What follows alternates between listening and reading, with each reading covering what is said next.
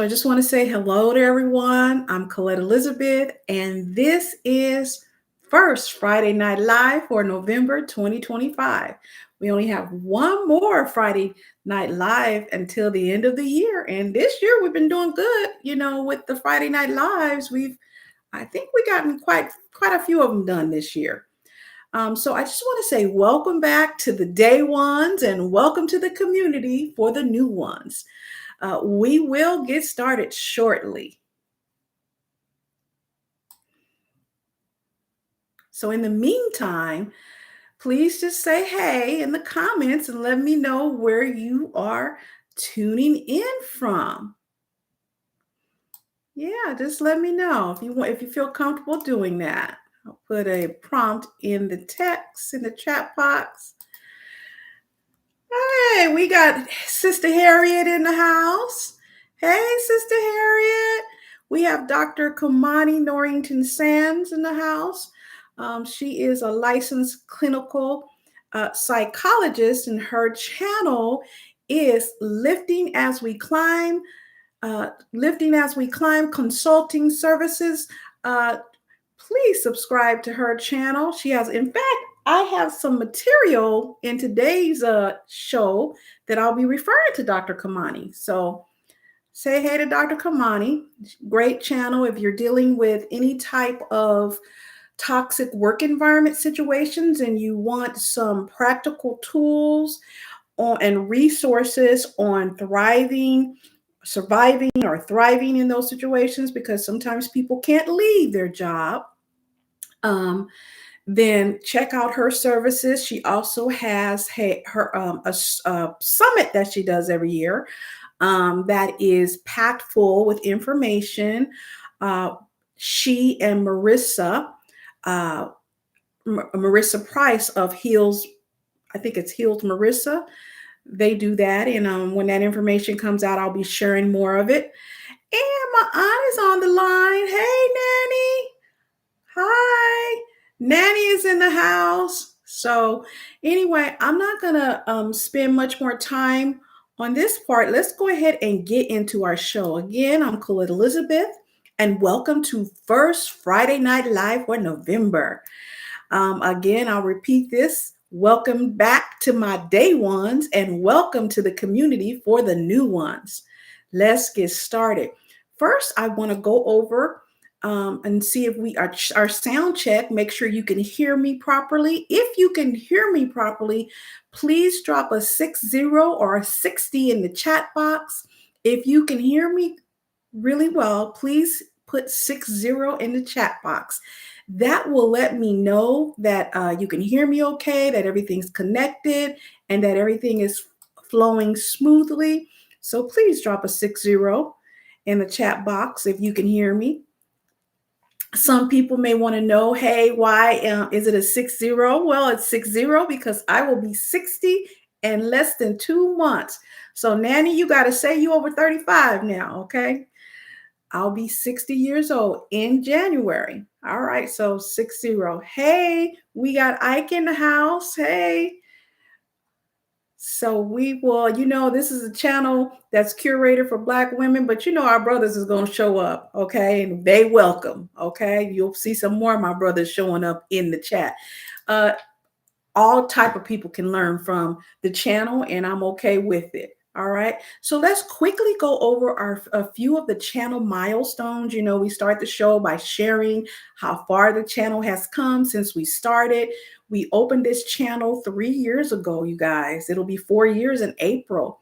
And to date, we have over 147,000 views.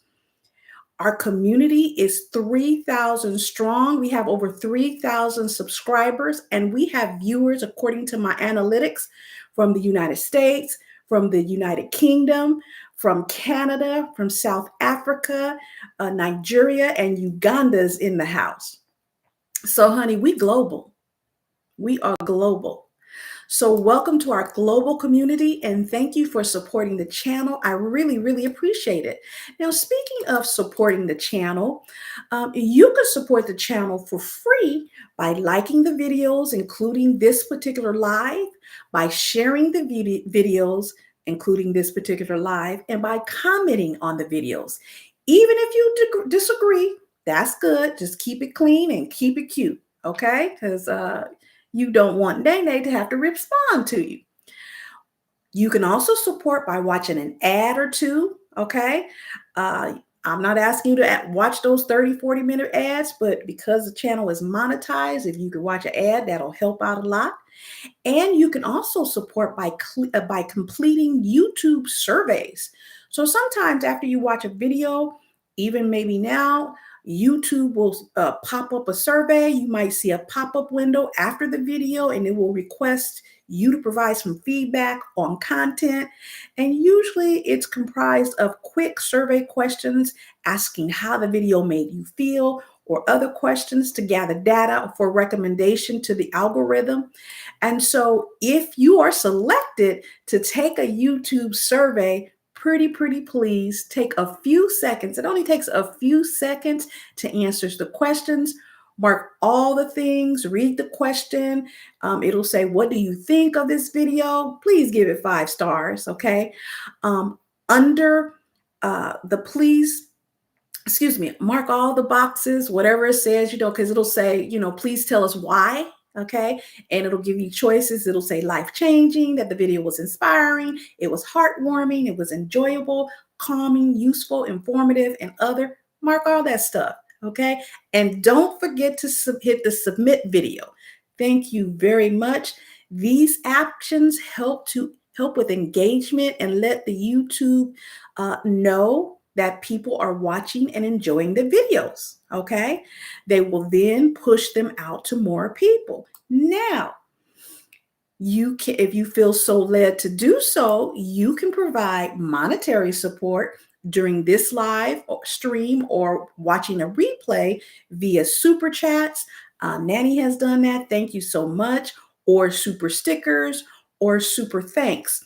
You can do this by clicking the dollar icon and you will see it. It's located in the bottom right-hand corner of the screen, right below the chat box. So thank you for everyone who's already done that. I really appreciate it.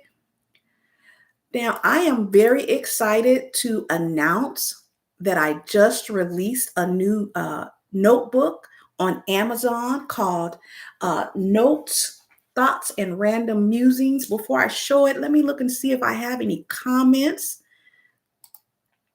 All right. Okay.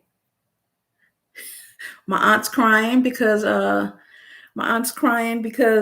be 60 and I was her first niece. She used to take me everywhere, my mom said. And she's been saying she's 35 for years, but if I'm 60, she's gonna have to move it up, her and my mom. Hey, Marissa Price is in the house. Heal with Marissa Price. I just referenced Marissa Price. She, along with Dr. Kumani, they have the summit where they talk about ways to heal from toxic jobs. Subscribe to her channel. Hey, I think Marissa is in Mexico, I believe. So hey, thanks for joining. We got Danny in the house. Danny is in the house. Danny's channel is Natural Ally D. She talks about essential oils. I've had her on the channel before, so subscribe to her channel. Okay. All right. So let me share with you my new book. And this is a notebook, and it is beautiful, as you can see. Okay. It is, you see it's thick. I think it's 250 pages. You could just write down. See how beautifully it's designed? There's a place to put the date. There's a place for you to just write down random thoughts. It's small enough to fit in your purse. There's a place to write who this belongs to. So that's a way that you can support the channel. Excuse me. Thank you, Nanny. Thank you. Thank you for the contribution. I appreciate it. So this hardcover, beautiful notebook, it has 250 line pages. It's perfect for capturing your thoughts, your ideas, or just reflecting throughout the day. It's more than just a notebook. It's your creative space for expression. inspiration and joy, whether you use it as a daily diary, for school notes, or just to jot down random musings. It is designed to lift your mood and to spark creativity. And with the holidays coming up, you guys, it makes such a thoughtful gift for you or someone you love. The link, I'm going to put that in the chat pot. It's available on Amazon. So let me put this link in the chat pot so that you can do what you need to do if you want to do it. I appreciate it. I appreciate it. And I just love it. I absolutely love it. You guys getting the jump on this. I just released this probably last month. I have another one, something else come down the pike. Okay. All right. I just wanted to share that with you. And while we're talking about meaningful ways to pour into yourself, I just want to take a moment to remind you guys about some of the activities we've been busy this month that we did here on the channel during October. You'll notice that I didn't do really any I did a few videos, but I didn't do as many videos as I normally do in the week because I did a lot of lives. Okay.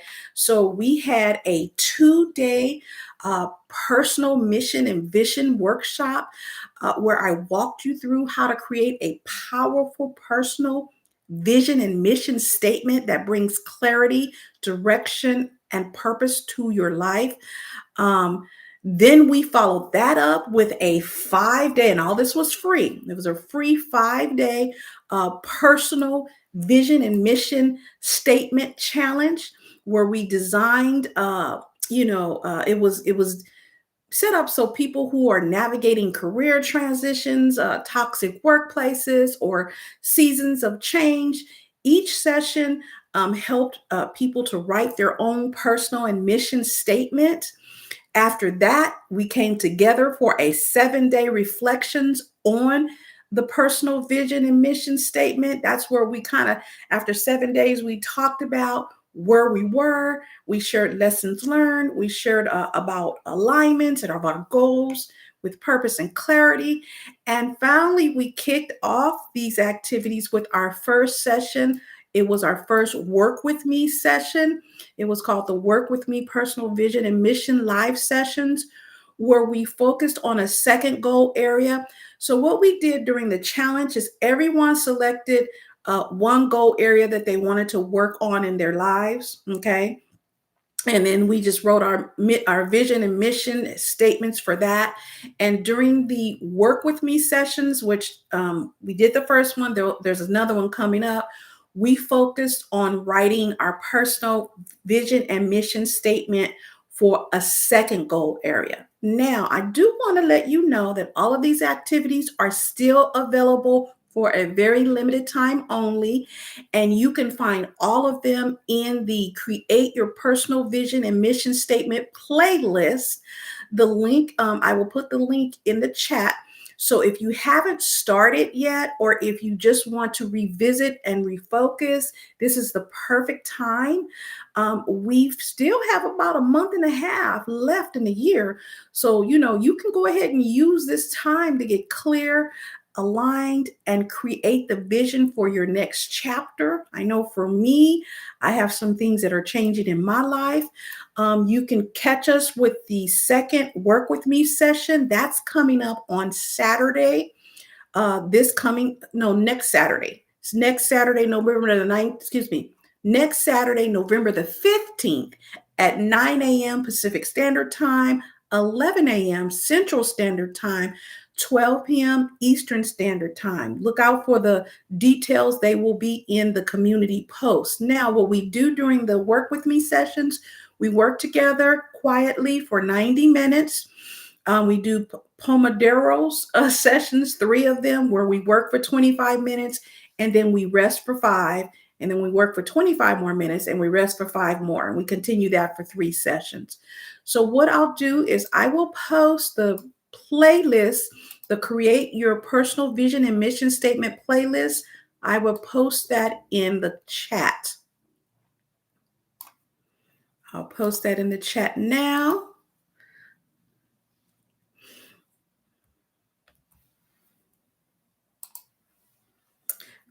And if you're just joining us, go ahead and put in the chat pod if you feel comfortable, where where you're looking at us from. Okay, so please take a few moments to share the link uh, to the Create Your Personal Vision and Mission Statement playlist. Share it with another Black woman that you know, someone who could use a little clarity, encouragement, and support as she creates her goals for this season of her life. Let's keep lifting up each other and growing together. Now, I said sister, but let me tell you something. Ike was in there. Ike is a brother, and he was at every session. He did not miss a session, and I'm so proud of him. I call him my Nigerian son. So Ike has been in the house. So you could share it with non women. You can share it with men. You can share it with non-Black women too, as long as the person has a goal of changing some areas in their lives. They're welcome. Okay. Again, if you participated in the workshop or the challenge, please remember to complete the polls. The polls are located in the post tab, and the polls give you an opportunity to give me some feedback on the activities. Okay. Now, if you want to dive deeper during the 5-day personal vision and personal mission challenge, I do have the personal vision and mission statement workbook available. This is my workbook, so that's why you see all these stickers. And I want to say this. This is the workbook. It's absolutely gorgeous. Okay, it's absolutely gorgeous. It's 172 pages. It is color. Okay, it's color coordinated. I said color coordinated. It's color. So there's every page is color. Okay, and it has 8 different areas where you can write in. So each growth area, like there's personal growth, there's health and wellness. Each one has its own area to write your personal vision statement here. You can write your personal mission statement here, personal motivation statement here. You can write your commitment statement or sign and date your commitment statement here. Then there's areas where you can do your reflection. And again, all of these are color pages. So there's a place to do your 7-day reflection. Okay, your 30-day reflection. I hope you can see that. Now, one of the things I want to say is, hey, my sister's in the house. Hey, Kenya. I said this before, but I want to say it now that she's on the line. This cover was inspired by my aunt, Nanny. My aunt is a designer. Growing up, she was always drawing something, making designs. In fact, she had me in fashion shows from a little kid. And so you'll notice that this cover, it kind of reminds you of some drawings from people who are designers. And this cover was inspired by my aunt. All the stuff that I used to see her sketching. She had a sketchboard of new designs, and she would post the materials on the sketchboard. But this cover for my workbook is designed by my aunt. Not designed by my aunt, but was inspired by my aunt. So Nanny, thank you so much for being an inspiration. I'm glad you're on the live so that you can hear me say that. One of the things I want to say is that the workbook is all about helping you to get clear on your purpose, your values, your vision for the future. It is filled with powerful guided prompts to help you reflect, set meaningful goals, and create personal vision that truly aligns with who you are and what you want for your life. Whether you're starting out fresh or just ready to refocus. I was ready to refocus for the new year. This is a great way to invest in you. Okay. And it also makes a thoughtful gift for a friend, a sister, a loved one who's ready to step into her next chapter. Men, I have something coming out for you with intention and confidence. So go ahead and give yourself or someone you love a gift of clarity, of purpose. The link, I'll place it in the chat. This is still available on Amazon. And I do appreciate we talking about ways that you can support the channel. The link is I'll put it in the chat pod. It is also on my home page and all of that. So let me click that, put that in here. My aunt gave me a thumbs up. Thank you, Nanny. All righty. So we've gotten all the housekeeping out of the way, y'all. Okay. We got the housekeeping out of the way. We can go ahead and get started and get our show on the road and talk about the subjects we came here to talk about. Okay. But before we get into our first segment, let me check and see if we have any comments. Anybody else who joined us, if you want to say where you're from, that'll be great. All right. So I'm gonna get in this next segment, and I'm gonna say this before we get into it. Now, I am neither a Democrat or a Republican, and you guys know this is not a political channel, okay? But sometimes we have to bring up politics when they impact the community, okay?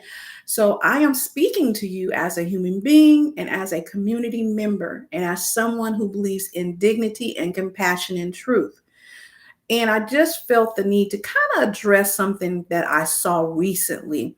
So some of you may have witnessed something disturbing that members of a certain community and who are in a certain movement, they decided to dress in blackface for Halloween. While they were in blackface, they recorded themselves imitating the stereotypes of the so-called welfare queen. And we all know what that stereotype is, right? Now, whether one supports the movement or not, the fact is the act that matters.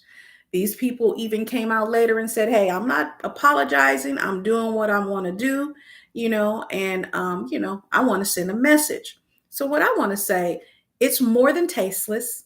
Okay. It signals a deeper issue, how society perceives race, poverty, assistance, and dignity. When someone chooses blackface and the welfare queen trope, they are reinforcing a stereotype that Black people, especially Black women, are lazy, taking handouts, undeserving of help. It's dehumanizing, and it's meant to be that way. And it undercuts the truth that many people of all races struggle, many need help, and many deserve compassion. So let's look at the real data. I like to keep it real, okay, about the very assistance programs, the supplemental nutritional assistance program. Some people call it, food stamps, that is so often mocked in these stereotypes. So let's just look at the real information. And this is data according to the United States Department of Agriculture, the USDA. Now, if you don't know, the USDA, that is the department or the agency within the federal government that is responsible for the implementation as well as the distribution of SNAP benefits. Okay, so let's just keep this 100% real. About 35.4% of the recipients of SNAP are white. They are non-Hispanic white Americans. 25.7% of the recipients are Black or African American non-Hispanic recipients. Okay? Hispanic or Latino of any race make up around 15 to 16% of SNAP recipients. Asians, non-Hispanics, about 3.6 to 3.9% of SNAP recipients. Native American, Alaskan Native, about 1 to 2%. Okay. And then there is another category of race unknown that makes up around 17%. Okay. So I just want to keep it all the way real.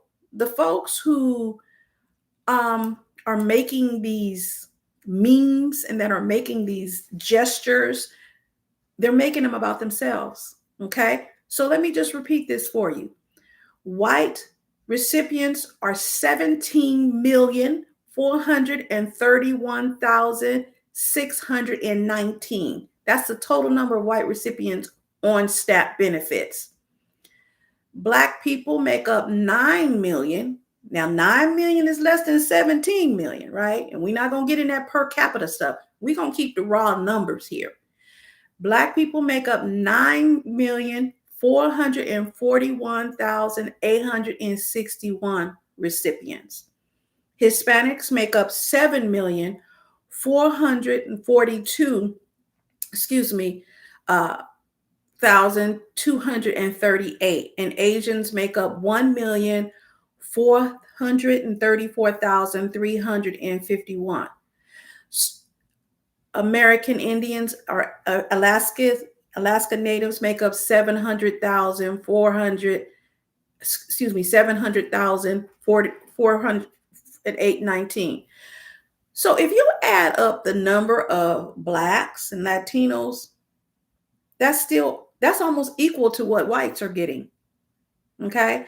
Now, race is being brought up because race is an issue, and race is what these folks are trying to allude to when they are dressing up in blackface and pretending that they are getting upset or pissed off for not receiving SNAP benefits.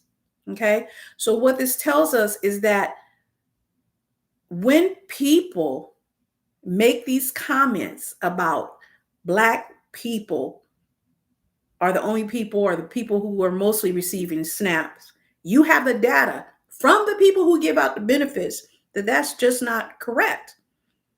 Okay? Something in the milk ain't clean is what the old people used to say.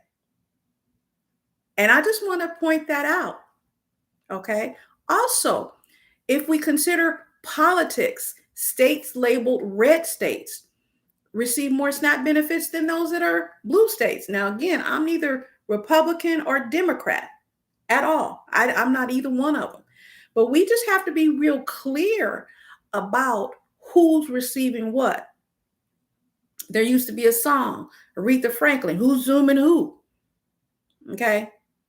So I just wanted to talk about that. And why does this matter? Because when people mock welfare queens or think food assistance is about the other, they erase the reality that hunger and need exist in every single community.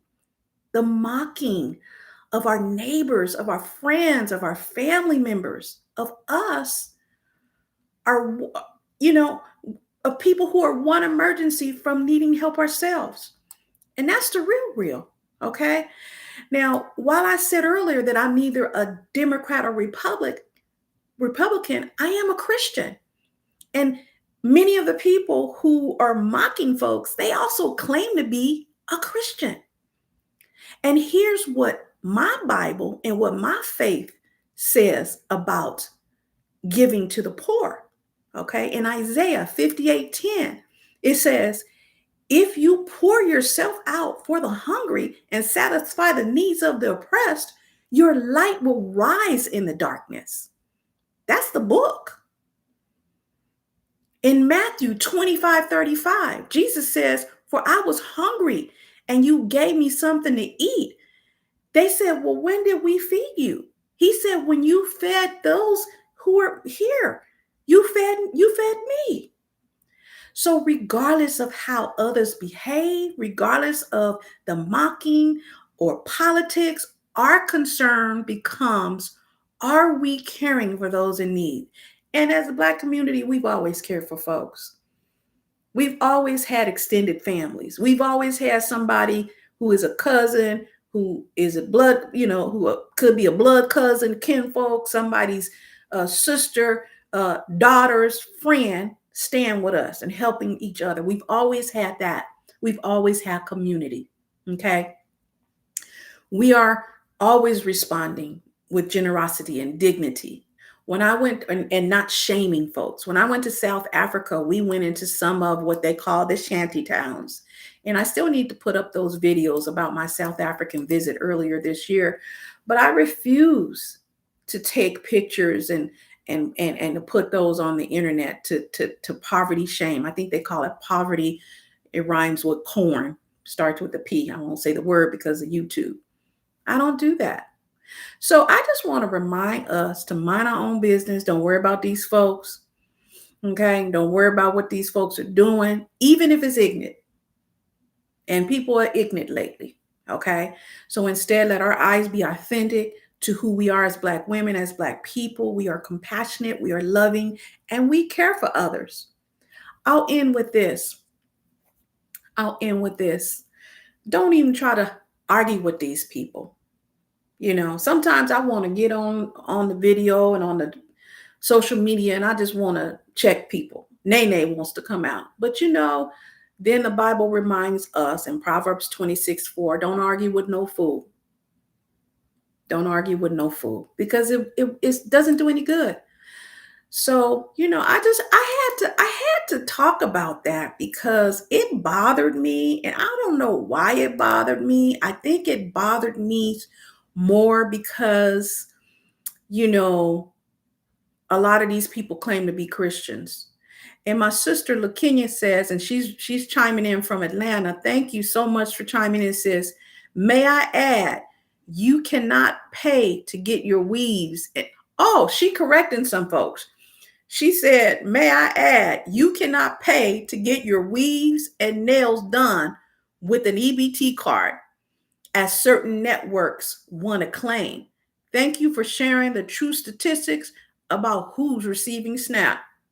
Yes. Okay. Yes, we're going to do that. We're going to keep it all the way real on this channel. Okay. So with that foundation laid, let's move into our next topic, seeing our humanity, Black women, pain and peace. Because the mocking we just discussed and the real data we just looked at, they tie directly into how Black women often face dehumanization, how their feelings are dismissed, our feelings are dismissed, and how we must protect our peace. So let's go ahead and dig into it. You guys, today is a little heavy. Everything ain't going to be heavy, but some of it's going to be heavy. And if anybody wants to add anything, put them in the comments. It's fine. Okay. Any experiences you want to share? So I just want to talk briefly about a Forbes article by Mia Nigel Hostin, and it is titled The Nastiness That Black Women Experience in America is Suffocating. And when I read it, I just sat with that word suffocating, because that's exactly what it feels like sometimes. Hoskins starts by asking a simple question that cuts deep. Why are people so mean to Black women? Now, I'm not going to get into details now, but I experience it as a Black woman content creator who curates content specifically for Black women. I know Dr. Kamani has experienced some nasty comments. We see them, and if we were Black women talking about hair, nobody would have a problem. But we're talking about Black women and empowerment, okay, and in knowledge, and we get these comments, okay. So now, to some people, that question that I just asked, it might sound almost childish, but it's actually profound, because the truth is, Black women face a very specific kind of cruelty in this country. It's the kind that happens quietly in everyday moments and loudly in public spaces, from coworkers, from strangers. Okay, I talked about me getting, mean things. I got a mean one today. Sometimes even from people within our own communities.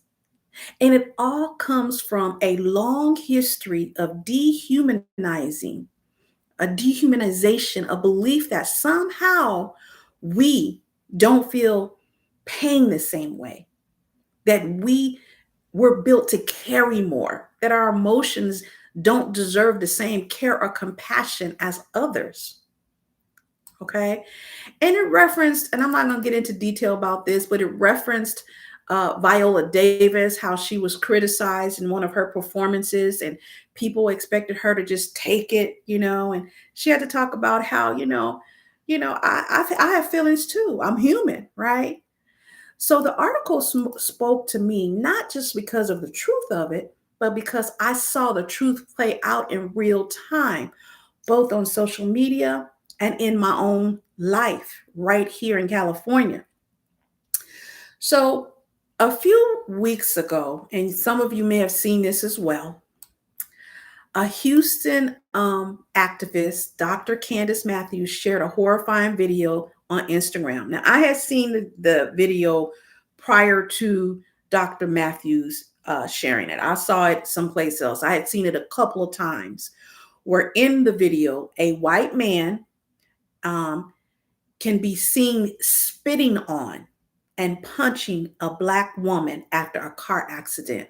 This happened on October 24th of this year near Perry and Mills Road in Northwest Houston. Now, when I saw the video, I said, did he spit on her? Not only did he spit on her and punch her, he called her the N-word before he did it.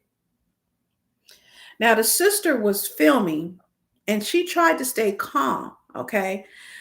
He tried to falsely accuse her of hitting him and running, okay?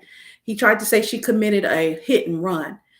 She even said, I'm right here at the gas station. So what he did is he called the police. She called the police and he called the police, both on their cell phones. And he was, kind of talking rough to the police. And she's like, it's okay. I didn't hit and run. I just was pulling over in a safe space because we were in the school zone so that we can exchange our insurance information. So long story short, this man exploded. And you can see and hear him on the video calling her a sloppy N-word, shouting profanities. And when she didn't back down and say, hey, I didn't run off. I'm here. That's what she's saying. I'm here. He spit on her and hit her. All of this is on camera. Now, thankfully, according to Dr. Matthews, the Harris County Sheriff's Department confirmed that he was arrested and they're pushing for it to be persecuted as a hate crime. The thing that bothered me was there were two officers that showed up. One of them, a Black one, the lady who was hit said that he treated her like she needed to prove that she got harmed. Whereas the white officer, after seeing the video, and keep in mind the Black officer saw the video too, he still treated her like she did something wrong. Whereas the white officer is the one who actually handcuffed and arrested this man. Okay? So what Dr. Matthews said is this disgusting act will not be tolerated. That resonated with me because what happened to that woman in Houston could happen anywhere. It's not just about Texas or the South. A lot of people think all this stuff is happening in the South. But this kind of hatred, this lack of basic humanity towards Black women exists everywhere, okay? And yes, I saw it for myself this past week. This Wednesday, November the 5th,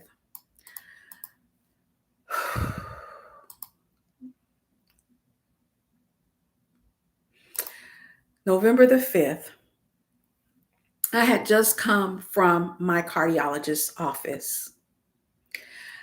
And my blood pressure, they told me was a little elevated. And there's a whole nother reason why that happened. But my blood pressure was elevated. So as I was leaving the office, I was so focused on trying to stay calm, breathing, taking care of myself, right? So as I was pulling out of the house. My cardiologist office is located in a hospital area, okay? It's called St. Agnes here in Fresno, where I live. And the professional offices, specialty offices are in the back. So you have to pass through the parking lot, go past a security guard and tell them what office you're going to before they let you park back there, because they don't want the general hospital folks who are going to the hospital to park back there. So I was pulling out of this area, leaving, and I had come to a stop sign. So there's a four-way stop sign. Okay. And out of nowhere, this man just came across this. He just pulled in front of me. He turned left. He had to turn left. I'm this way. He's this way. We're both at stop signs. Of course, I have the right of way. Okay.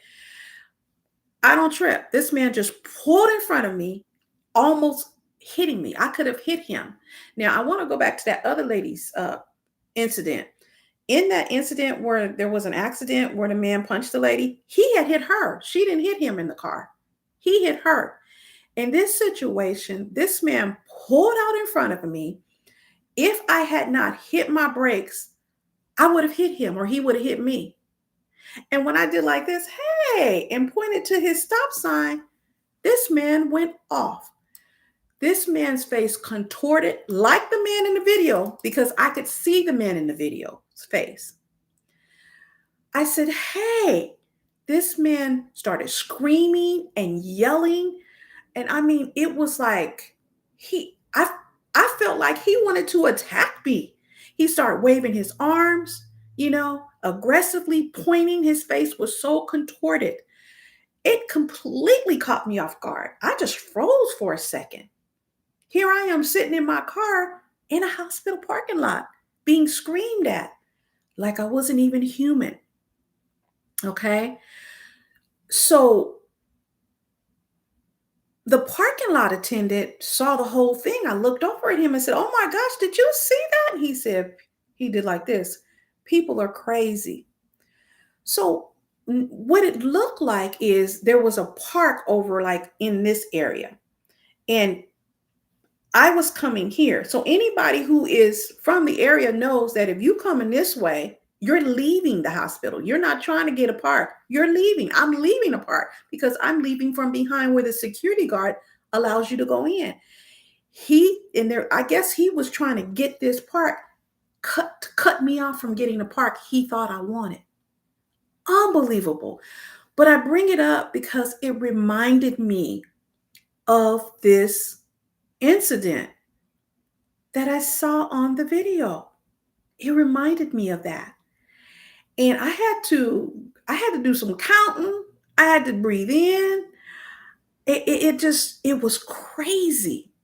It was someone seeing me, a Black woman, as less than human. That's how I felt. Because if I looked different, if I were someone else, I don't think he would have reacted that way. I don't think he would have. I don't think he would have felt entitled to yell and to gesture like that. Probably not. Okay. And what really hit me was that this happened right after I had seen that Houston video. I had watched the clip and I felt that heaviness. Okay. Heaviness. Okay. Because I was living my own version of the same story. Not violent, thank God, but fueled by the same disregard. So when I think about what Maya wrote in her article, that Black women are trapped between hypervisibility and invisibility, that's exactly what this is. People see us enough to react to us, to target us, to stereotype us, but not enough to actually see our humanity. We're either the angry Black woman or the strong Black woman. But both labels erase our right to be vulnerable, to be emotional, and to be hurt. They erase our right to simply exist without defense. And what we want, what so many of us are asking for, and not even asking, demanding, is not special treatment, it's basic human respect. The ability to go through life without being screamed at or spit on or dismissed. The ability to have our pain acknowledged, our feelings taken seriously, and our existence treated as valuable. That's all we asking for. And I don't even think we asking for it right now. We demanding it. Okay. But I just wanted to share that with you guys, and you can put in the comments your thoughts about my experience. I want to talk next about 7 ways that we can maintain and protect our peace. So if you have, so, I just want to talk about that briefly. If you want to grab something to write on or watch the replay, that's fine. But I just want to talk about 7 ways to protect our peace. So the question becomes, how do we keep going? How do we protect our peace when we live in a world that trying to shake us? And I want to share 7 ways that I believe can help us to hold on to our peace even when the world around us feels so heavy. And it's one of the reasons why I kind of don't talk about politics on the channel, because it's so heavy. It's so heavy. It's so heavy. So one way we can do this is we can protect our energy. Not every battle deserves your presence. Walking away can be the loudest form of self-respect. Okay. Now, there was a time, there was a time, there was a time, right? But my new mantra is, and I got this from my oldest daughter, Janeri, is take it. If you want a park, take it. Now, I didn't even want that park. I was trying to leave, but take it. You can have it. It ain't that serious to me. My peace is more important to me than anything. My health, my peace, all of that. My peace for my family. Okay. So 1, protect your energy. 2, name what happened. Don't minimize it. When you're disrespected, call it what it is. That truth telling honors your reality. And that's what I'm doing here today, because this literally just happened on Wednesday. Today is Friday. I've had to sit with this for 2 days, right? It kind of shook me a little bit. It really did, because there's a lot of things happening in this environment today. We've got people losing their damn minds. I'm going to just be honest with you. And, I have to step back, because there was a time I would try to help them find their minds. But I really, really am trying to protect my peace. Okay. Find safe spaces. Community heals. Okay. Dr. Kamani talks about that on her channel all the time. Marissa talks about that all the time on her channel, right? Whether it's your sister circle, your therapist, your church, your group chat, we are people who need community. Okay. We're not crazy for feeling like the way we feel. This stuff is happening, right? Some of the news outlets will make us think that it's not happening, right? That they gaslight us to think that what I saw, I didn't see. Even when this situation happened to me, there were tons of people in line.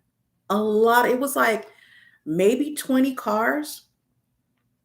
But that had that man hit me with a car, I don't believe anybody would have said what they really saw. That's just me. I could be wrong, but that's just me. 4, center yourself daily by prayer, by meditation, deep breathing. Even 5 minutes of quiet time can reset your nervous system and remind you that your peace is still possible. We are living in such chaotic times, and we can't control everything. We can control how we respond to the thing and how we allow it to um, impact us physically, mentally, emotionally, right? Tell your story. That's why I have this channel. That's what I'm doing. I'm telling my story, speaking your truth. It breaks the silence, it breaks the shame. Um, it tries to build. It also lets another sister know she's not alone. I know for my channel, I talk a lot about toxic jobs. And to be honest with you, it's hard. It's not always easy talking about something that's so painful and so hard. But do you know how many women send me messages saying, I'm going through this now. Thank you. I needed to see this video. Appreciate it. I didn't know what this was called. I thought I was the only one. Okay. So when we speak our truth, it allows other people to accept and acknowledge their truth as well. Reclaim joy. Joy is our rebellion. You have all kind of people asking, in the midst of what's going on, how come Black people still joyous? We know how to get our joy on, right? We do. We can laugh loudly, we dance, we get our dance on, we rest deeply. Okay. Those are not small things, they're spiritual survival tools. Set our boundaries without guilt. You don't owe the world unlimited access to your energy. Saying no doesn't make it, uh, it doesn't mean that you're being mean. Okay. It makes you well. So saying no, I'm not going to even respond to this fool. That's a way of protecting. That's a boundary. Okay. That's a boundary. I want to share something with you. What happened in Houston and what happened to me in that parking lot, they're part of the same story. It's the story of a society that still hasn't learned to see Black women fully as human and as people who feel, who hurt, who love, who deserve peace. But we are not powerless. Every time we tell the truth, every time we hold our heads up high, every time we choose peace over chaos, we reclaim our humanity for ourselves. So, to my sisters watching, your feelings are valid. Your peace is sacred. Okay? Sacred. Okay? Your humanity is non negotiable. Keep protecting it, keep nurturing it. And remember, even when the world tries to make you invisible, you are seen, you are worthy, and you are deeply and beautifully human. The Bible says that you are wonderfully made.